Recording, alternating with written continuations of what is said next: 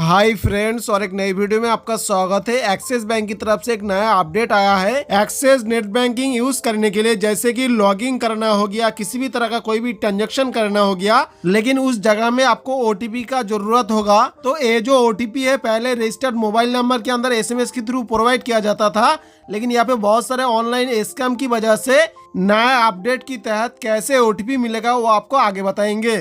तो जनवरी मंथ का एंड से इस तरीके से नेट बैंकिंग के अंदर लॉगिन करते हुए इस तरीके से पॉपअप शो हो रहा था और यहाँ पे बताया जा रहा था ये ओटीपी कैसे मिलेगा, कमिंग सून लिख करके आ रहे थे। लेकिन इस अपडेट को अभी इम्प्लीमेंट कर दिया गया है और ये जो अपडेट है मोबाइल एप्स के ऊपर भी सेम इफेक्ट लाएगा। तो सबसे पहले कोई भी ब्राउजर को ओपन करके यहाँ पे एक्सिस नेट बैंकिंग के ऊपर लॉगिन कर लेना है। तो लॉगिन करते हुए इस तरीके से पेज ओपन हो जाएगा। तो इस पेज के अंदर अपना जो कस्टमर आईडी है और अपना पासवर्ड या फिर फिलअप करके नीचे की तरफ जो लॉगिन आइकन है उसको ऊपर क्लिक करके यहाँ पे लॉगिन कर लेना है। तो इससे पहले सेम यहाँ पे लॉगिन करने के बाद आप एक्सिस मोबाइल ऐप्स के अंदर इंस्टेंट लॉगिन हो जाते थे, लेकिन अभी नए अपडेट के तहत यहाँ पे आपको ओटीपी फिलअप करना जरूरी है।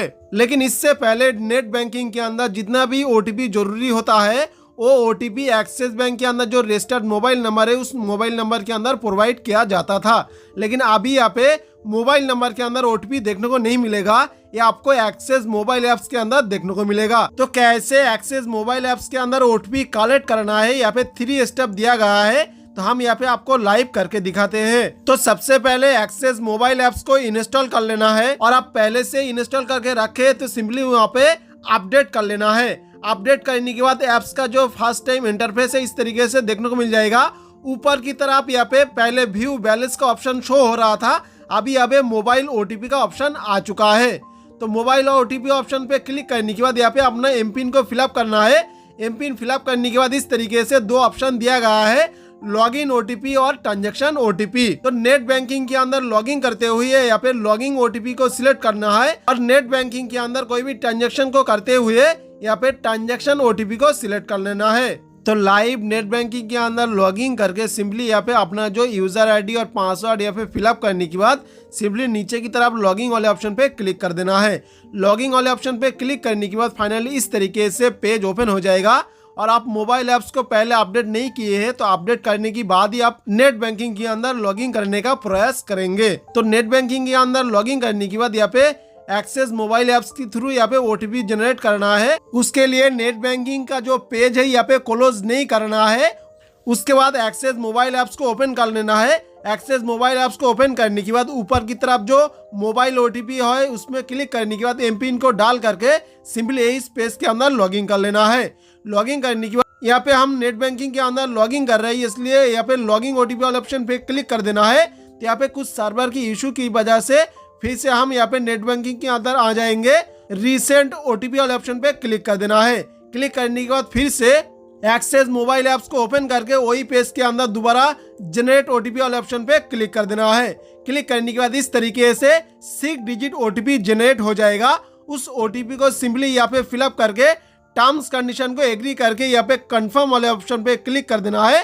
क्लिक करने के बाद सिंपली आप एक्सिस नेट बैंकिंग के अंदर फाइनली लॉगिन हो जाएंगे। लॉगिन होने के बाद एक्सिस नेट बैंकिंग के अंदर सारा ट्रांजैक्शन या सारा प्रोसेस इजीली आप यूज कर सकते हैं। और यहाँ से आप कोई भी ट्रांजैक्शन को करते हैं तो ट्रांजैक्शन को करते हुए फिर से एक्सिस मोबाइल ऐप्स के अंदर आ जाना है। आने के बाद यहाँ पे ट्रांजैक्शन वाले ऑप्शन पे क्लिक करने के बाद जनरेट ट्रांजैक्शन ओटीपी वाले ऑप्शन पे क्लिक कर देना है। तो सिंपली यहाँ पे आपका ओटीपी जनरेट हो जाएगा, लेकिन हम यहाँ पे कोई भी ट्रांजैक्शन नहीं कर रहे इसलिए यहाँ पे ओटीपी जनरेट नहीं हुआ है।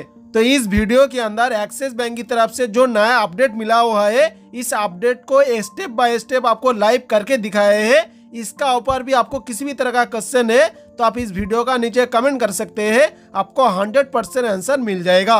और वीडियो का लास्ट में आपको बताएंगे कि इस अपडेट के तहत एक्सिस बैंक का मोबाइल ऐप्स को आप एक्टिव नहीं करते हैं तो आप एक्सिस नेट बैंकिंग को आप कभी भी यूज नहीं कर सकते हैं, क्योंकि ऑनलाइन में बहुत सारे स्कैम या फ्रॉड हो रहा है, इसलिए एक्सिस बैंक की तरफ से नया अपडेट लाया गया है। सो फ्रेंड्स, इस वीडियो में इतना ही। ऐसे नए नए अपडेट या बैंकिंग रिलेटेड वीडियो आप देखना चाहते हैं तो हमारा चैनल को सब्सक्राइब करके ऑल नोटिफिकेशन को ऑन कर दीजिए। Thanks for watching my video.